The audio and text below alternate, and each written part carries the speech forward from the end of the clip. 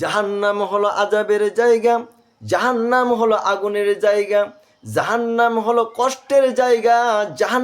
জাহান্নামের মধ্যে চিৎকার করে কাঁদবে এবং আর্তনাদ করতে থাকবে, কিন্তু সেই জাহান্নাম থেকে বাঁচানোর কেউ আসবে না, সেই জাহান্নাম থেকে সে বাঁচানোর কেউ থাকবে না। আমার ভাইয়েরা, এই জাহান্নামের মধ্যে কারা যাবে আপনারা কি জানেন?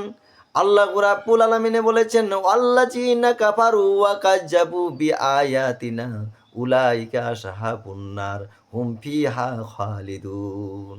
যারা কুফরি করেছে, যারা আমার আয়াতকে অস্বীকার করেছে, তারাই জাহান্নামী হবে, সেখানে তারা চিরকাল থাকবে। আমার ভাইয়েরা, যদি আপনি কাফির হন, কুফরি করেন, তাহলে আপনাকে জাহান্নামের মধ্যে যেতে হবে। আপনি যদি আল্লাহর আয়াতকে অস্বীকার করেন, আপনাকে জাহান্নামে যেতে হবে। আপনাকে জাহান্নাম থেকে বাঁচতে হলে পূর্ণাঙ্গ ঈমানদার হতে হবে।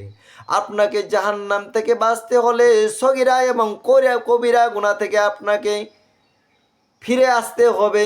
সগীরা এবং কবিরা গুনাহ করা আপনাকে ছেড়ে দিতে হবে। আপনি যদি জাহান্নাম থেকে বাঁচতে চান, আল্লাহর প্রতি ঈমান আনতে হবে, রাসূলের প্রতি ঈমান আনতে হবে। জাহান্নাম থেকে বাঁচতে চান, আল কোরআনের উপর আপনাকে ঈমান আনতে হবে, তাহলে আপনি জাহান্নাম থেকে বাঁচতে পারবেন।